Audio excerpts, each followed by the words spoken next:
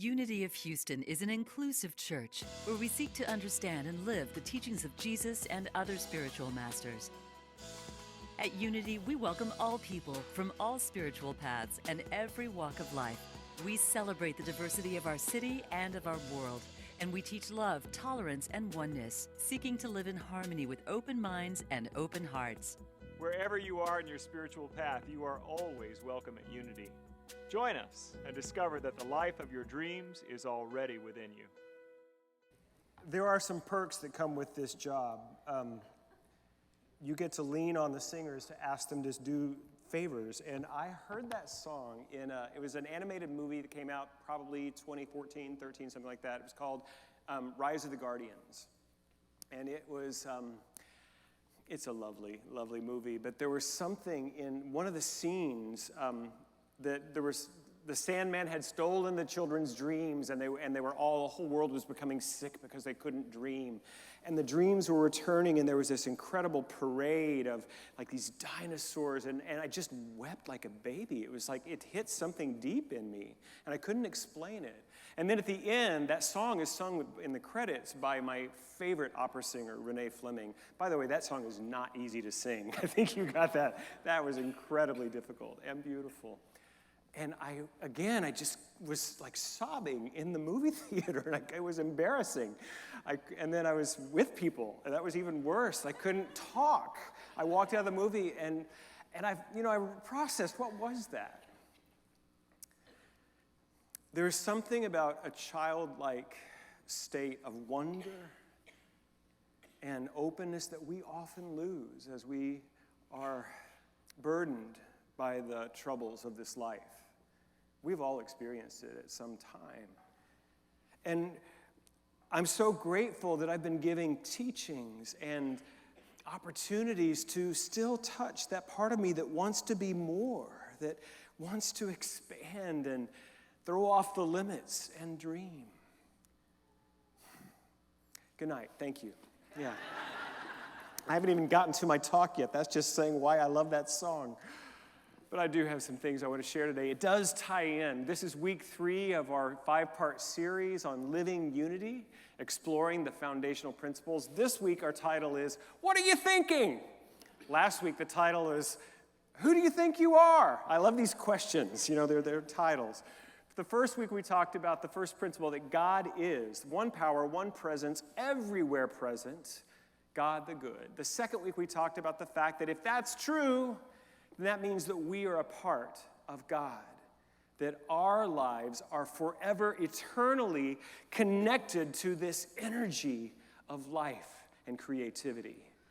And that leads perfectly into today's message, which is stated this way. The third principle stated,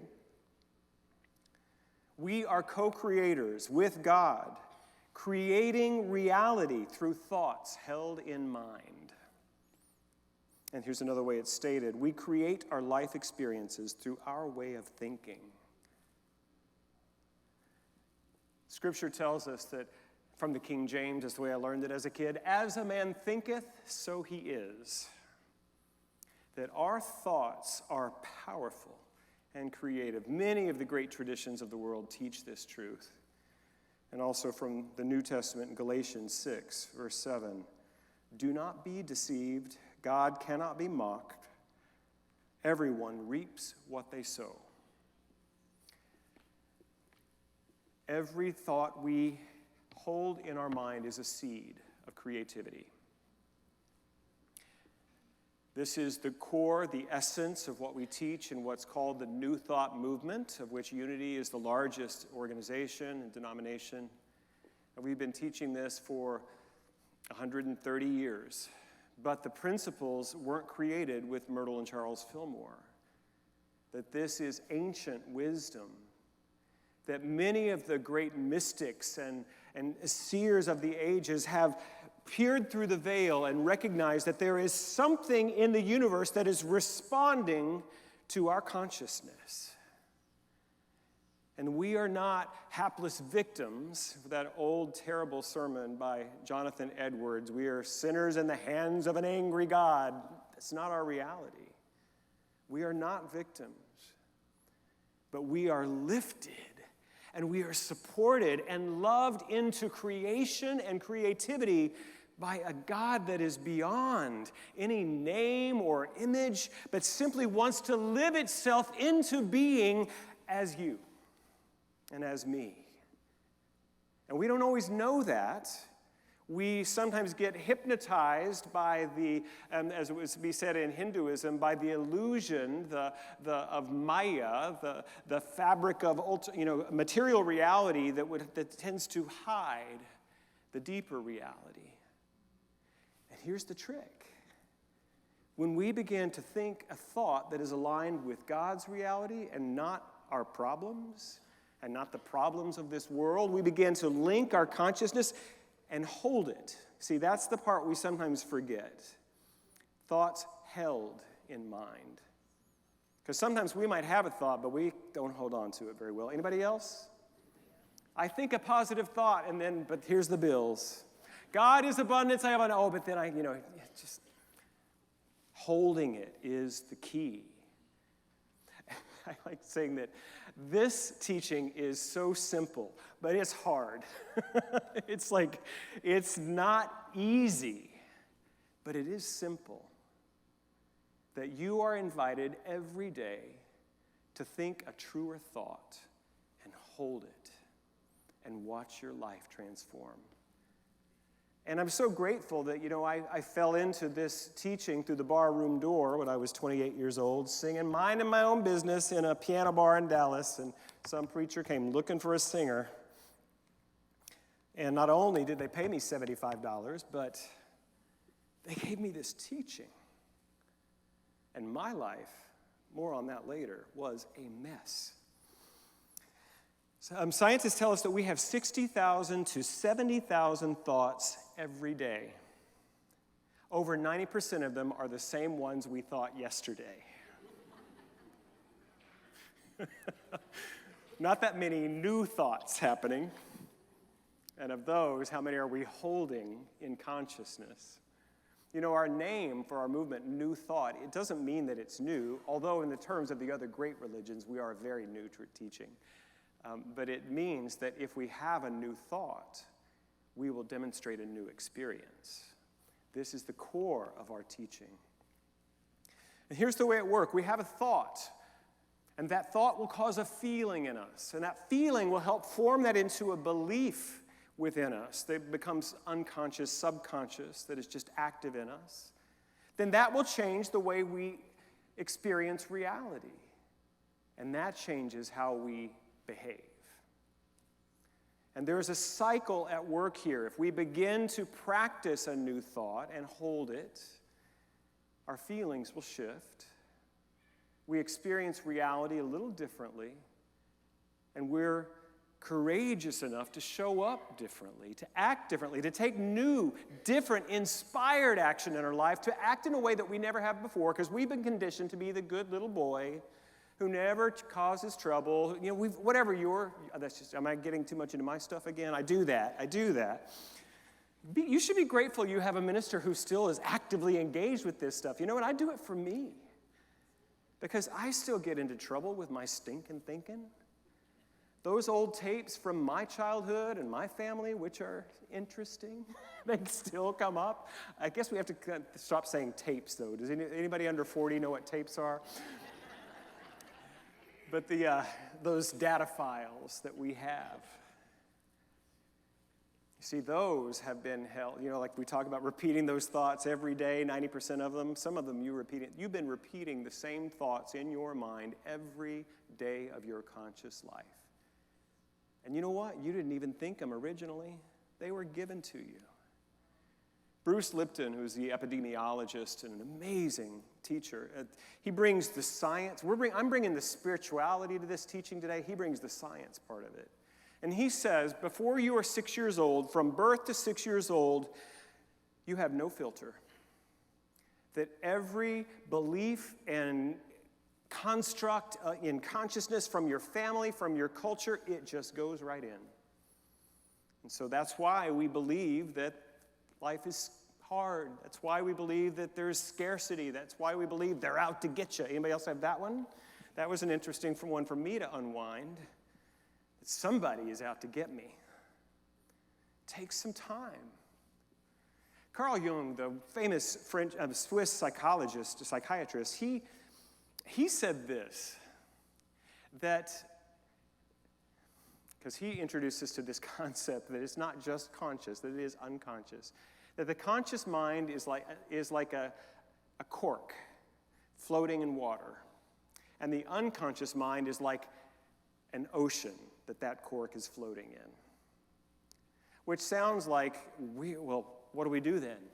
If my unconscious mind is running everything and I've just got this little cork of conscious thought, what is it? Why do I even do this work? But he also said this. He said, they may be of different sizes, but they are of equal power. Because conscious, directed thought is more powerful than unconscious, undirected thought.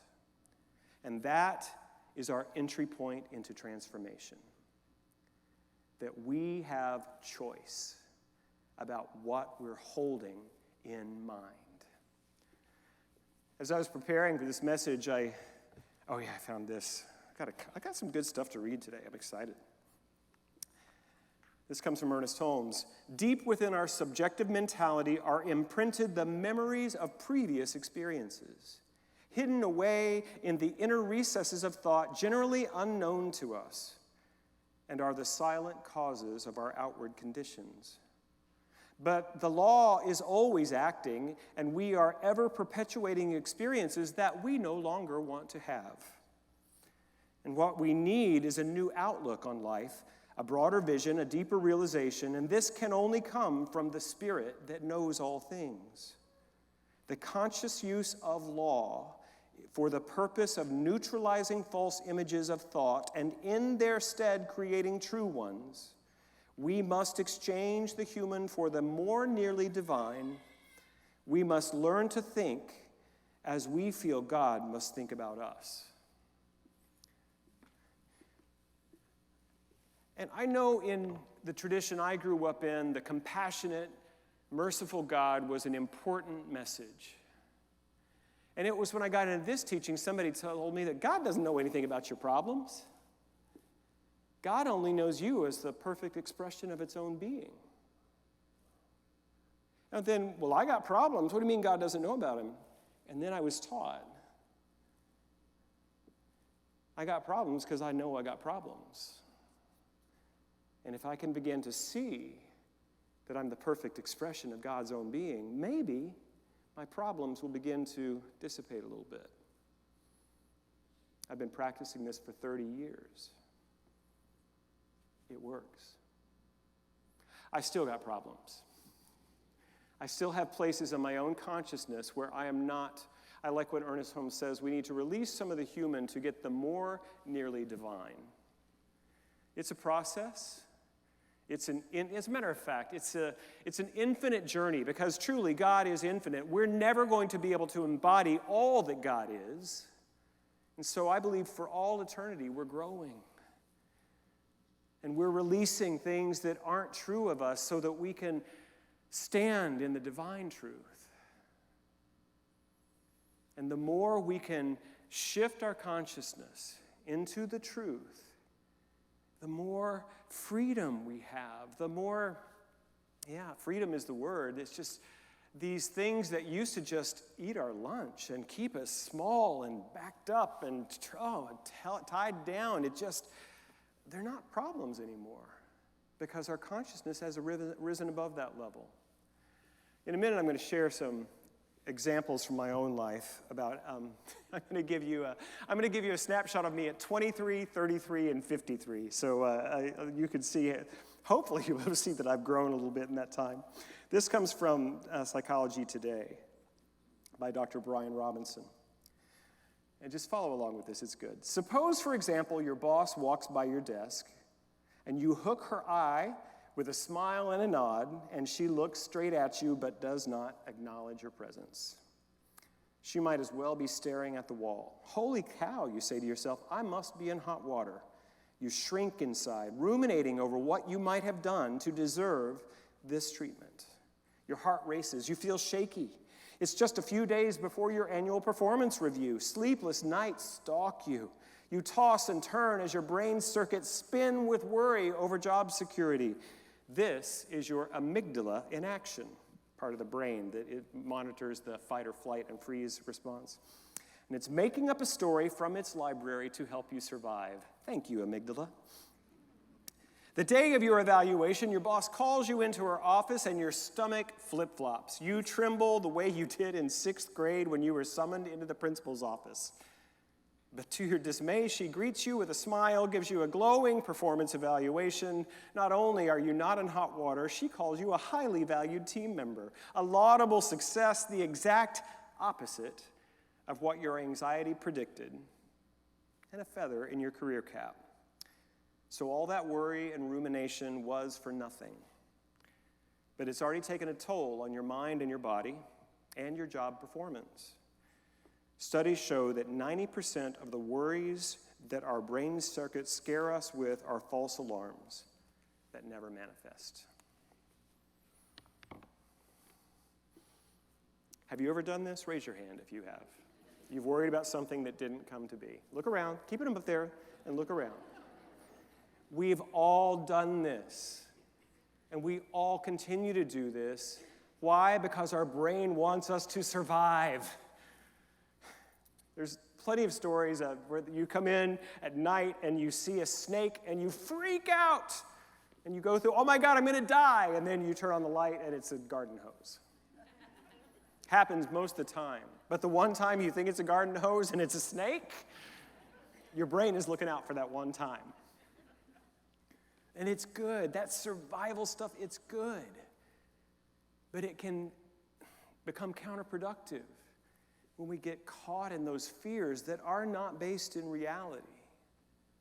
And this teaching and this principle, when Ernest Holmes was, in his quote, was talking about law, what we're talking about here is the law of mind action. And think of it not like the law, like the police going to get you. Oh, I'm going to talk about that in a minute. But the law as in the law of gravity. That this law of mind action is always responding to your thought. And you think, well, if that's true, and if I'm creating my reality, I don't remember ever thinking I want bad relationships and no money and illness. I don't remember ever holding those thoughts in mind. Probably not in a conscious way. But here's the question I'm going to ask you. Do you hold in thought your worthiness of healthy, fulfilling relationship? Do you hold in thought in your mind an abundant support from the universe in finances and resources? Do you hold in mind a body that is free and fit and flexible to do whatever you want? What is our first thought about these areas of our lives? And we can look at any. And often our first thought is fear. Our first thought is not enough. And it's there. It's waiting for us to, there's just no other way to say it. You got to do the work. You've probably heard that phrase if you've been around these teachings or in therapy or in the 12 steps. You probably heard that phrase, you got to do the work. When I got sober in 12 steps, somebody told me, well, if you want what I have, you got to do what I did. And so I took that to heart, and I went to those dumb meetings, and I worked those dumb steps, and I didn't drink, even though I wanted to, and guess what? I got it. And so the work of transformation, we're going to get into that more next week, because the fourth principle is about our practices of prayer and meditation. All right, time's up. I got to tell the truth on myself. The good news is this: we can change. When I was 23 years old, I moved to Dallas from Tulsa, where I graduated from school in '88, and I stayed there a year so I could party before I went to grad school. And I moved to Dallas to go to grad school at North Texas. Here's a clue as to my state of mind. I didn't want to live in Denton because I wanted to live where the nightclubs were. So I lived in Dallas, and that hour commute, I didn't go to class that often. I never missed a night at the club, though. So at this time in my life, I was beginning to explore the freedom of adulthood in a new way. Not only was I living on my own, but I was living far away from family. And I got to do what I wanted. But I was not ready to take on the responsibilities of adulthood. So I didn't have a whole lot of money. I was working at Bennigan's in the Galleria in Dallas, and most of my tips went to drink and to playing, and that's what it was. So I didn't have enough money to pay my bills. I love that, thinking about that. I had plenty of money to pay my bills. I just chose to use it differently. But you could never have convinced me of that back then. I didn't have enough money to do what was right. So I didn't have enough money to get my car registered in Texas. So I had my Oklahoma plates, and they expired. But I never had enough money to take care of that, because I also didn't have enough money for insurance. Don't judge me. I was 23 and an alcoholic and a waiter. You can judge me if you want. I've forgiven 23-year-old Michael. So I can see now that I was making choices, but it felt like then everything is against me and I'm never going to have what I need. So for, I don't know, a year maybe, every time I got in my car, I was filled with fear that I was going to be pulled over because my tags were expired. And I might have had some alcohol. And this was a state of, it was just awful. The anxiety that I carried at that time in my life because of my own choices and my own thinking of lack and limitation. And I did get pulled over, and I did get a ticket.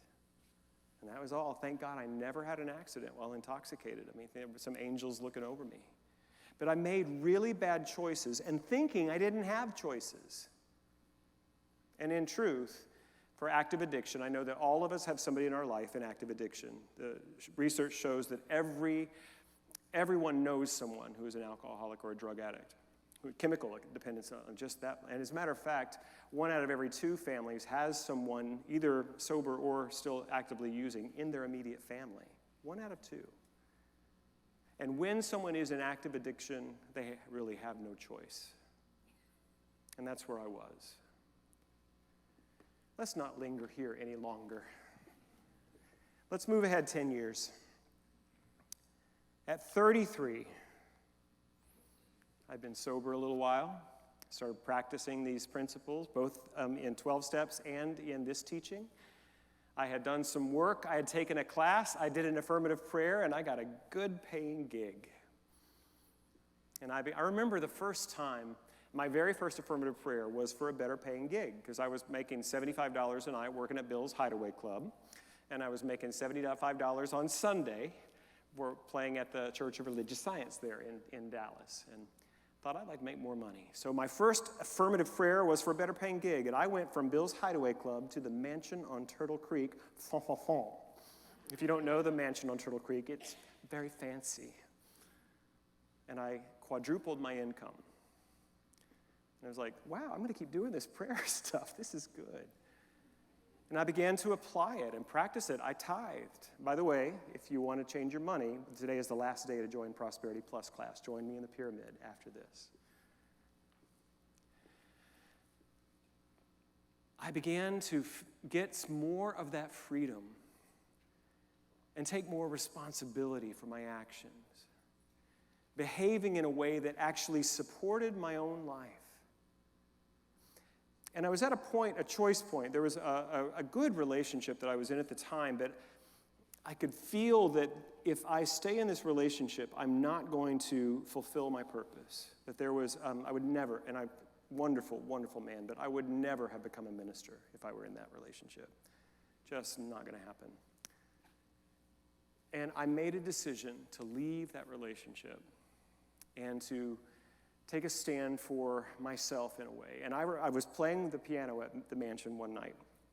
Early, there was a happy hour, and I told this story, so just tune out for 30 seconds if you've heard it. But I was just minding my own business, playing, just not singing, and I had this thought. I was like, God, I need to know that I'm going to be okay. And at that exact moment, I'm not kidding, there was a man in the next room talking to the maitre d'. He turned around. He had not had given me any indication he was listening to my music at all, made a beeline for the piano without making eye contact, put a $100 bill on the piano and walked away. The exact moment that I said, I need to know I'm going to be okay, this happened. Now, I was doing okay. Remember, I'd taken the class. I'd taken the prayers. My money was pretty good. It wasn't the money. What I had done by choosing this thought of, I need to know. Not just, I'm going to be okay, but I need to know. I had placed a thought, and something in the universe responded to that thought, said, here you go. Instant manifestation. And I cried. And it felt to me like the Father, Mother, God of the universe just reaching over and kissing me on the top of the head like you would a 3-year-old. Just saying, it's okay. You're going to be fine. And I was, and continue to be.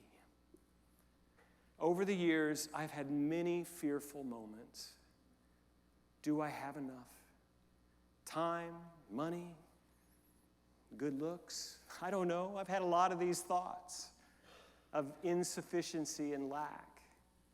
And every time I'm willing to bring that thought of not enough to God, every time, if I commit to it, if I'm willing to stand and hold that thought, sufficiency is revealed. And at that moment, sitting at that piano, 20-some years ago, I demonstrated my connection and my supply in this world. 2017, I got the job of my dreams, this one. I didn't know why. I mean, I knew I was called to ministry when I was 15, but I threw it aside because, they don't allow gay ministers in the Pentecostal world, in case you didn't know that. So I thought, I'm off the hook. Thank you, God. And then I fell into a church where they do love gay ministers. Yeah, God, you got me in the, I thought I was off the hook, and after a few years of sobriety and doing this work, that call got stirred in me again. It's like, I've got to be a minister. I didn't want to be a minister. I had a cool job. I was a musician, like Gary. I was good. I was cool. Look how cool he is over there. So cool. I was like that. I used to be cool. And then I answered the call to ministry. And I made a deal with God. I said, all right, I'll get the REV, I'll do the seminary thing, but I am not going to pastor a church. I know, it's hilarious. But after my first couple of years of ministry at the beautiful community in Reno, in the Reno Tahoe area, and then Howard invited me to come here and work with him, I began to feel that maybe leadership was actually in my heart. I knew that spiritual community was really important to me, that I have been healed in this process. This healing journey, it's an individual process, but it works a lot better when we do it together, y'all. It just does.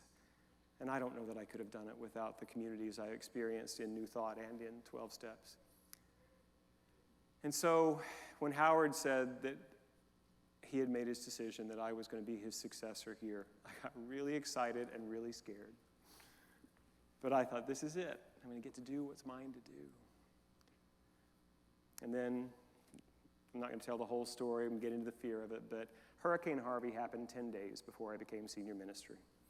And we had 100 families and individuals. I look at Don and Terry, my gosh, so many who lost everything. And it's like, how do I support? I had a thought. I don't think I manifested Hurricane Harvey, let me just say that. But years ago, it's like, I don't want to be a senior minister because, especially in Houston, what if a hurricane hits? Well, I don't know how to do that. And it happened 10 days before I became senior minister. Some part of me, I'm looking at Amy, I think part of my mind knew. Part of me had connected. And guess what? I didn't have to do it by myself. Not once. It was the community that led us through that. And then when Howard left, that was a big shift. Because I don't know if you noticed, but I'm not Howard. I tell the story, I'm going to tell it again, even though I'm running out of time here. It's the first couple of months after, I had 2 conversations with 2 long-term members who love me and love the church. The first one said, Michael, you're doing great, but you need to use more Bible. Howard really used the Bible. In the same week, another member the same age, been here the same long, she said, Michael, why are you doing all this Bible? Howard never used to do Bible. That happened, y'all.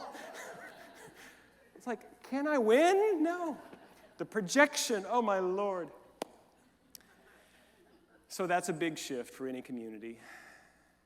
34 years he led us.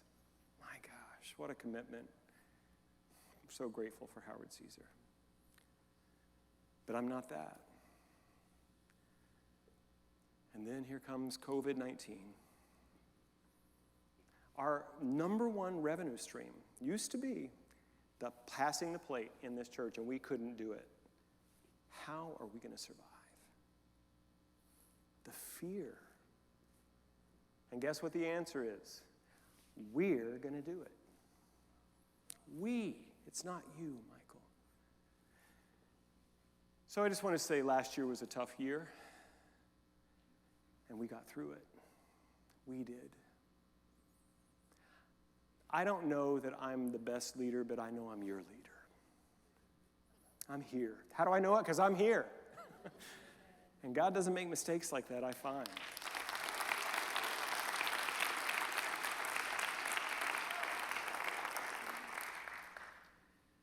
The fears that I experienced at 23 were very different from the ones I experienced at 33. Were very different from the ones I experienced at 56. You know what? Like the money thing, it's fine. It's so, here's the thing about money. It's so fluid. It can just show up out of nowhere. Try to lose 10 pounds. That's hard work right there. The body is dense. But money is like water. Just moves.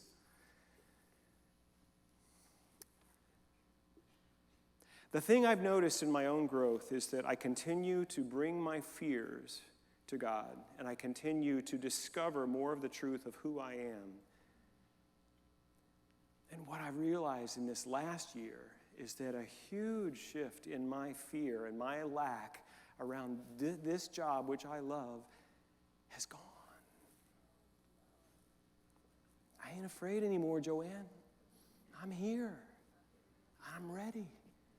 I am, I really believe the Christ path, but if you walk the Christ path, you're going to experience some crucifixions. And they're good. Because that older, lesser part of you must die so you can rise up. Resurrection is not resuscitation.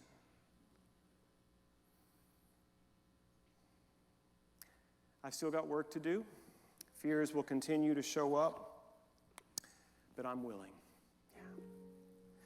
What I've noticed in my own journey, I've noticed it from a lot of people in this community, there comes a point where we've done enough work, we've used these principles enough to get our personal lives in place so that we can then be of service to others.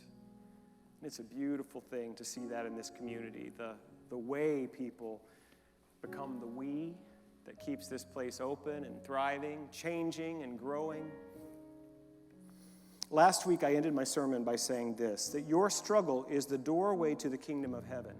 And it's true. But today I'm going to say it this way. Your healing is the doorway, not only to heaven, but from heaven. Jason Gray lyric. God put a million doors in this world for his love to walk through, and one of those doors is you. You are here for a holy purpose. You got to heal your own stuff first, at least enough so you got some freedom. And then you can be a part of the healing of humanity. That's what we're about today. Join me in prayer. In this moment, I recognize one power, one source, one life of all that is living itself fully and freely into expression in infinite, beautiful ways. And each of us, all who are within the sound of my voice, is one of those expressions of divinity revealing itself through time and space. That which we call healing is actually just wholeness that was already present, now revealed. And so I stand here today in this community, in this teaching, and I declare my truth. I speak my word that something new is happening here today. Some new revelation of God's power and presence is coming through us today, here, now. And it looks like people getting set free in their money, set free in their body. It looks like people rising up and healing from all sorts of old patterns that kept them down and kept them small. But right here and right now, we are free. We bring it to God. We lay down the burden, we let go of our beliefs, and we hold this thought in mind. There is only one life. That life is God's life. That life is perfect. That life is my life now. There is only one life. That life is God's life. That life is perfect. That life is my life right now. And I live it in gratitude. I let it be. And so it is. Amen. You know what I'm going to say? This is a place where you can heal. This is a place where you can find your people and work these teachings and be set free. If no one has told you today that they love you, I love you so much. Thank you for watching this message today. I'd like to invite you to join us in person here on campus at Unity of Houston for Sunday morning or Wednesday evening services. If you can't be with us here on our campus, you can still join us live on Facebook or on our website, unityhouston.org, Sunday mornings at 11 a.m. Central.